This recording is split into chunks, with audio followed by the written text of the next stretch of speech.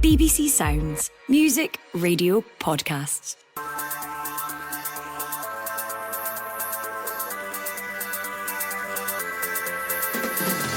Hello, I'm Andrew Petrie and this is the Scottish Football Podcast. All the news, views and analysis you need on Friday, the 22nd of August. Put simply, it's been a rough week for the Scottish sides in Europe. And it comes, Sokla! And that is what they needed! Sokla squares the tie! And just listen to Petrie now! Aberdeen joined the European campaign and fought back for a draw against 10-man FCSB. Meanwhile, at Easter Road... Again! Josh Mulligan slams it home! And that has breathed new life into the Hibernian Europa Conference League challenge. Hibernian came up short against Polish giants Legia Warsaw. And we've got an intriguing weekend of fixtures in the league to look forward to. Oh, it's the second goal. Second goal for Dunfermline. Oh, here's a chance for Robert. Goal! It's a goal. They have scored almost from the kick-off. It all kicks off with the Fife Derby tonight. The Scottish Football Podcast from BBC Sport Scotland. I'm delighted to be joined by former Hearts and Dundee United manager Robbie Neilson and Herald football writer Stephen McGowan. Right, gentlemen, let's start off with last night's European action. And Aberdeen joined the fray against FCSB of Romania. They got the draw in the end. It didn't always look that way. We'll start with the FCSB goals that had them 2-up. Robbie, some awful defending really from the Dons at times in that game. Obviously, they've got two young centre-halves. You don't really kind of want to single them out. But how does Jimmy Tillene fix this at the early stage of the season?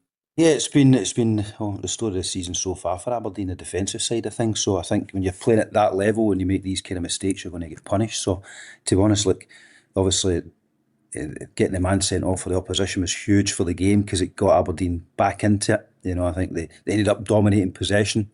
And a lot of these European teams are really good defensively, but they managed to break them down twice. So it got them right back into the tie. It's going to be very difficult next week, but when they go over there. So yeah, it's still alive for Aberdeen, but it's going to be tough. And Stephen, Dante Polvara had a real impact off the bench. I think there is some clamour from Aberdeen fans to get him into the starting 11. Do you agree with that? And do you see Jimmy Tillene mixing it up a little? Difficult to disagree with it, and the evidence of last night.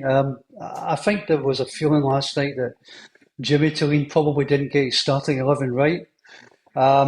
I don't think people are convinced by Yengi up front. I think Esther Sokla made the difference as well, actually, when he came on. I was at Capello on Saturday and I saw Yengi scoring his first goal, but he just hasn't convinced.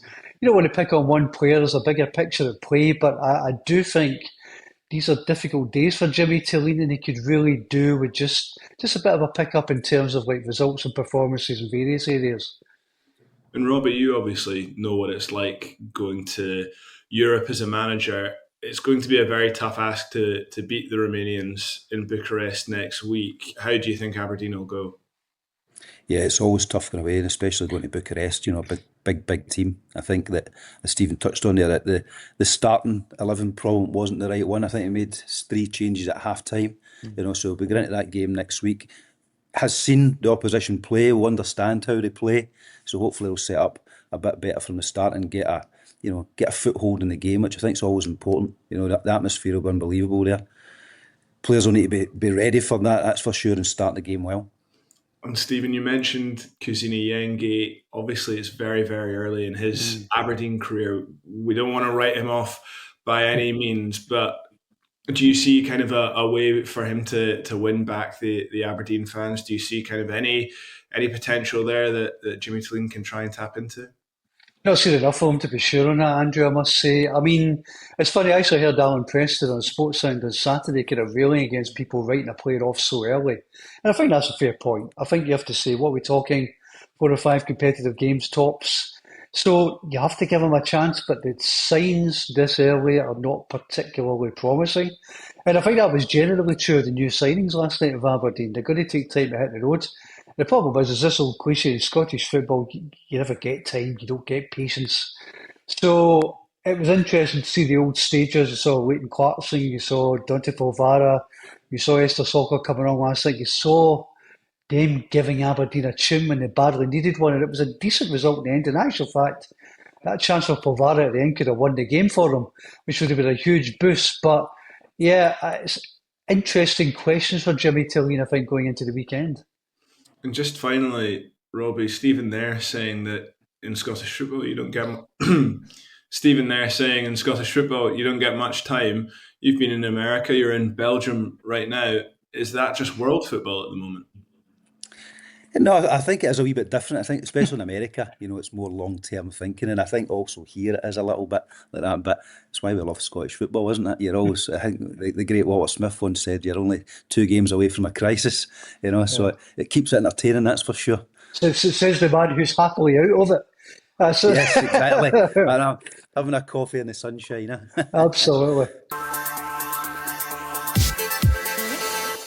Well, down in the capital, Hibs kept their hopes alive with a late goal against Legia Warsaw. They lost 2-1, but Josh Mulligan's strike has certainly given them hope. Stephen, at times, David Gray's side looked far from the team that have started the season so strongly. What was going wrong for them for most of the game at Easter Road? I think there were questions about one or two of the decisions that were made. I didn't watch the game because I was watching the Aberdeen game, so I didn't see the general picture. Look, I wouldn't necessarily expect Hibs to beat Legia Warsaw, who are really proven Polish contenders with a bigger budget. I think the more concerning picture for me is a general trend when it comes to these playoffs, particularly for the teams from outside Glasgow. I mean, I was looking at it last night, and I think the last time a Scottish team won one of these was back when Jimmy Calderwood was manager of Aberdeen against Dnipro in 2007-2008. I think you go back out with Celtic and Rangers, you're talking something like 11 to 12 playoffs, where it's just been a kind of tale of woe for Scottish clubs. And actually, if you look at the coefficient, it's going to have a big impact because we need to stay in the top 15 to keep our top clubs playing a manageable number of qualifiers. They're not out of it yet, but you'd have to say 2-1 down going to Warsaw. That's a really big ask. It certainly is. Robbie, again, from a managerial perspective, what do you think about the playoffs? Is it just a step too far for Scottish sides? Are they a lot more tired when they've played 2 or 3 qualifiers to get here? Yeah, I think it's very, very difficult to get through, especially into the Europa group stages and even the conference, to be honest, because of the way it's structured, where we come in.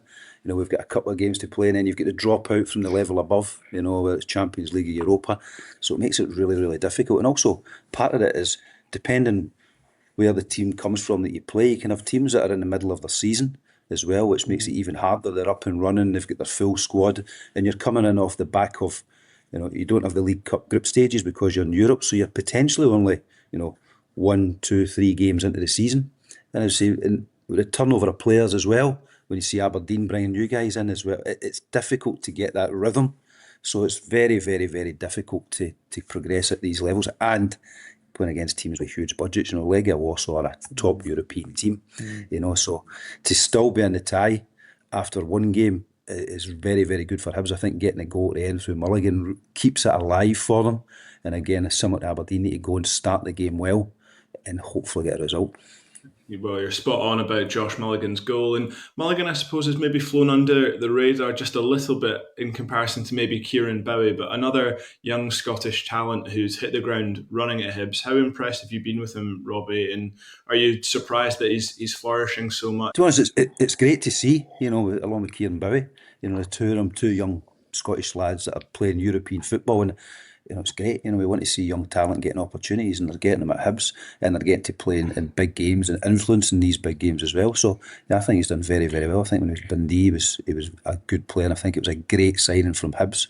You like to see a core of Scottish players within these teams, and I think that's really important for the nation as well, that they're getting exposed to these big games. So great to see. There was a really, really interesting admission from Barry Ferguson at the weekend, actually, where he said that had he got the Rangers job on a permanent basis, Josh Mulligan was one he was going to be looking at seriously. So, yeah, he's really impressed people, I think.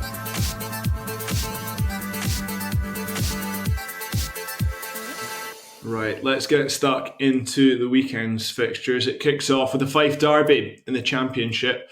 Raith finished strongly last season. Dunfermline unbeaten in 5. Robbie, where do you see that one going?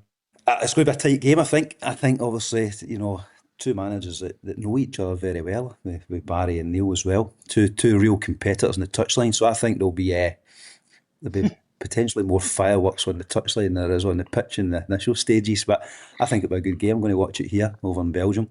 And I think that, two teams that are, especially Dunfermline investment that's went in there, are, they'll be looking to get promoted. But I think Wraith, also the size of the club, are always looking to be in that, top 2 or 3. So it's a real huge game at the start of the season. And that one live on the BBC Scotland channel tonight from 7:30. In the Premiership, Celtic host Livingston on Saturday, and Livy will no doubt be wary of a reaction from Celtic to that 0-0 draw with Kairat Almaty. Stephen, there are still rumblings of discontent at Celtic, especially after that game. Relations between Brendan Rodgers and the Celtic board seemingly not ideal given his post-match comments. What do you make of it all? I think people find this situation inexplicable at the moment. The fans made their feelings known with sack the board and various chants the other night. It felt like a throwback to 1993. And I just don't think supporters can quite understand the reticence to spend the tens of millions of pounds they have in the bank. Now, I think it's all about value for money for Celtic. I think there is this fixation at boardroom level of obtaining value for money and for obtaining a return on their investment. But I think when you see players like, for example, Go Ahead Eagles, Jakob Breum, the number 10 stroke winger who is available for £5 to £6 million, and Celtic have put in some kind of fairly low ball offers, and supporters can't understand why they're lowballing instead of just going and signing the player. If the recruitment team have identified him as a player that they want, if the football department have approved him as someone they think can improve the team, then that kind of money shouldn't unduly trouble Celtic. So I think that's just one example. Of course, there have been others where I think there has been a reluctance to pay the going rate. And I think that is fueling the frustration of supporters to look at a team and see that it's demonstrably weaker than it was last season. I mean, you take out Nicholas Kuhn, you take out Enter Jota, you take out Kyogo. I mean, you go back to January, Kyogo left for Rennes for £10 million and they haven't adequately replaced him, if they've replaced him at all, in fact, with players who I think are deemed to be just not quite to that level. So yeah, there is real discontent, and I think that will only get louder irrespective of what happens against Livingston unless Celtic get busy in the transfer market. Absolutely. Elsewhere, Hearts host Motherwell. Derek McInnes will have a point to prove after exiting the League Cup. That was the first real bump in the road for him at Tynecastle, Robbie. How big a blow would it have been for him to go out of one of the cups so early on? Yeah, I think it was obviously a big blow because the way the Hearts were starting the season, it was starting to build that momentum. And as we know, at Tynecastle, if you can get that momentum going, the club can really go places. And obviously the League Cup's been a real thorn in the side of Hearts for a long, long time. So it was an opportunity that we all felt that maybe this is the one, with the squad that's been put together and the investment that's coming in, and it's another kick. But ultimately, the league is the main objective for Hearts, to try and get as close as they can to Old Firm and potentially challenge them as well. So it's an opportunity now to get back to focus on that and get a result. And like we said earlier, you're 2 games away for a crisis, you're 2 games away for challenging. And I've got to ask as well, obviously there's been all the investment from Tony Bloom and all the backing of the Jamestown analytics, Robbie. It seems like for Derek McInnes, it's a great time to be a Hearts manager. How do you think they're going to do this season? Do you see them splitting the Old Firm? I think they'll be the third force, definitely. I think they've got a real strong squad. They've got a really good manager. They've got fantastic backing. I think it's very difficult to make that step. I think it's a step that will take 3, 4, 5 years to really build in place. I don't think you're going to do it instantly because the gulf is so vast, and the potential for Rangers and Celtic to go out and spend money, and bring in players, especially in the January window. So I think that it's been a good start. I think the objective will be 2, 3, 4 years down the line to be challenging. So I think it's very early to be doing it. It's funny though, Robbie. I mean, if you were Tony Bloom just now, you would be wishing you were 2 or 3 years down the road, because you look at Celtic and you look at Rangers, you see them probably as kind of vulnerable as they've been for a while, maybe certainly more so Celtic, and there's a real opportunity there, but as you say, I think it's just a bit too soon probably in terms of the journey.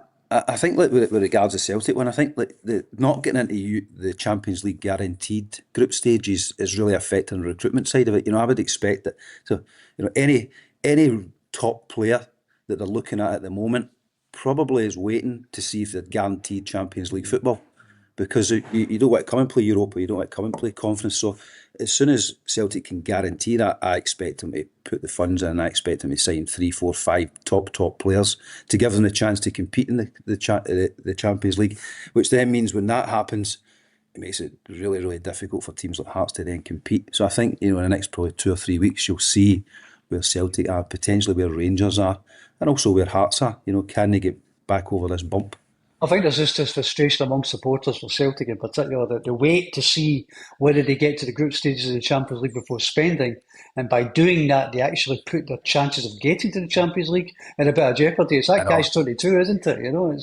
It definitely is. I think that's it. It's like, do you gamble, or do you wait for security? And it looks to me from the outside that the Celtic board are looking for that security, which then allows them to then spend the money that's coming in, but also get better players.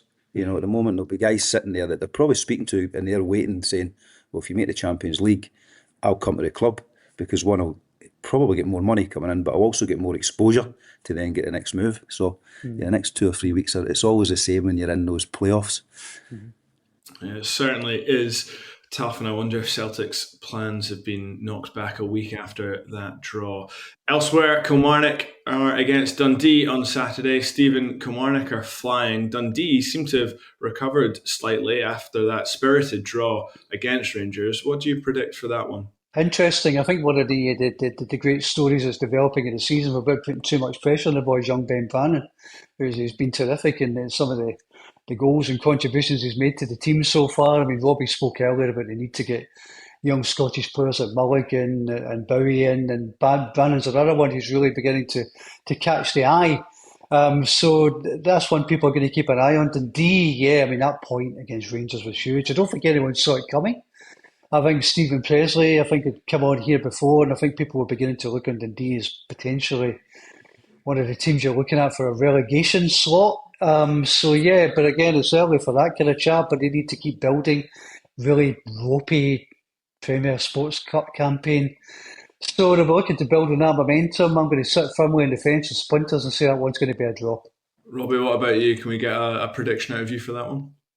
Yeah, I think Stephen's probably right. It's a difficult one to predict. I think that, Kelly have brought in a few of the younger boys. Obviously, they won the Youth Cup last year, and you're starting to see a few of them come into the group, which, can affect, the team in so-called bigger games. But I think in a home game against Dundee, you might see them flourish. But also, I think that the point against Rangers recently for Dundee, going into the international break, which was, the cup break was super important, because they then get that momentum off the back of it. They've got 2 weeks to build. So you'll probably start to see Dundee form and how they want to play, because again, big turnover of players, difficult to get that kind of rhythm going, but maybe you'll start to see it now. So I think it'll be a good game, but it's a hard one to predict, to be honest with you. And one team that have really built momentum, especially off the back of that League Cup weekend, is St Mirren, who we've already talked about. Now, they host Rangers on Sunday. Paisley is a very, very tricky place to go. Robbie, how do you think Rangers will kind of be looking at that one? I think it's probably out with Parkhead. It's probably the one place you don't want to go when you're struggling a little bit.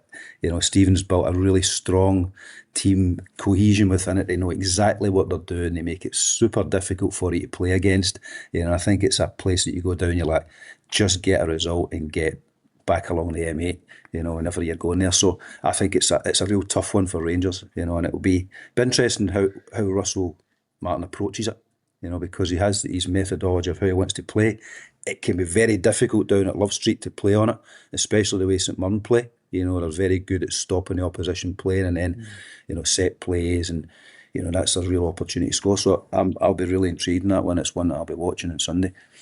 And Stephen, I know you were at Ibrox on Tuesday. I was there as well. The pressure on Russell Martin seems palpable already. You could feel that nervous tension from the stands, especially after that bad start. Why is it going so wrong so early on for Russell Martin? I just don't think there's much buy-in from supporters. I think the problem is, of course, is that they didn't really want him in the first place. So that then means that you have to hit the ground running to get the supporters on side. And of course, that isn't the case. I think he's won 3 games out of his 8 so far. That's not great form for any Rangers manager. And I think the concern now is it's going to be really hard to get people back on side. Now, again, it's incredibly early days. You know, in a normal environment, I think the American owners would be looking and saying, this is a bit of an OTT reaction. We're going to keep our head. We're going to keep calm. We're going to let him do his job. There's going to be bumps to the road. The problem is this is not a normal environment. Glasgow in particular is frenetic. It's incredibly demanding. The expectations are sky high. And Russell Martin is really up against it because he started with a fairly short length of rope and is getting shorter by the week. So he needs to start getting results. But I totally agree with Robbie. If you were picking a game you absolutely would not want in these circumstances, it's St Mirren away, where actually in the last 2 visits, Rangers have failed to win. So fascinating times, dangerous times for Russell Martin. And Robbie, you mentioned it earlier. You know, we know Russell Martin sticks steadfastly to his methodology and his approach. Should he change it for going to St Mirren? Or should he be kind of admired for his solid beliefs? Or is it just as simple as the stubbornness might cost him his job in the end? I think that Russell has his beliefs in how it plays. So, you know, ultimately as a head coach or a manager, that's what you have to stick to. You know, it's the reason he got the job, you know, because the club are looking at a longer term picture. You know, they're looking to build a style of play and a squad that can play that style of play. So as I was saying the other night, you're going to have to go through a little bit of pain and a little bit of hurt because you have to adapt to how you want to play. You have to recruit the players that can play it, but you also have to try and mould the players that are there into that style. You know, and you hope, as a fellow manager, a head coach, you hope that he gets the time and he has, the strength from the ownership, which having them based over America might help a little bit because there's a little bit of distance and they're not within the melting pot of Scottish life, but also having the strength of the sporting director who brought him in, you know, and you hope that vision that they've got, you know, keeps the strength in there and allows them to try and get there. But ultimately, as we said, like, you've also got to get there, but you've got to win games along the way, you know, and building that momentum with the fan base. I think the game on Sunday is a big win for Rangers, because if they can get a result there, starts the building of momentum, and then it goes on to the next game. And I think the Old Firm's coming up pretty soon as well. You win that, and you know it's everything's rosy again. Well, that's all we've got time for, folks. We're here with new episodes bright and early every day, so get subscribed on BBC Sounds and turn on your notifications to alert you to every new show. My thanks go to Robbie and Stephen for joining me, and many thanks to you as well for listening, wherever you're from, whoever you support. I hope you have a good weekend. See you soon. Goodbye. It's petty, it's ill-informed. Are President Trump's cuts having an adverse effect on research? It's pandemonium. What number's that in the periodic table? PD, number 47. I don't know. I've done the shooting clays before. The longer you do it, the shorter obviously it gets. When Craig said there he'd been shooting the clays, I imagined him out the back line. Somebody's washing, you know. William Shatner, his secretary, contacted me to say, when Bill has a question now and again, can he contact you? And then one time he called me up and he wanted to know, David, what is a photon? I'm thinking, this is incredible. Captain Kirk wants to know what a photon is, you know. I once met a guy who referred to a globe as a ball map. A ball map. A ball map. Look at the ball map. What we normally do is spin the ball map and we see where we go on holiday. The Off the Ball podcast, available every Monday on BBC Sounds.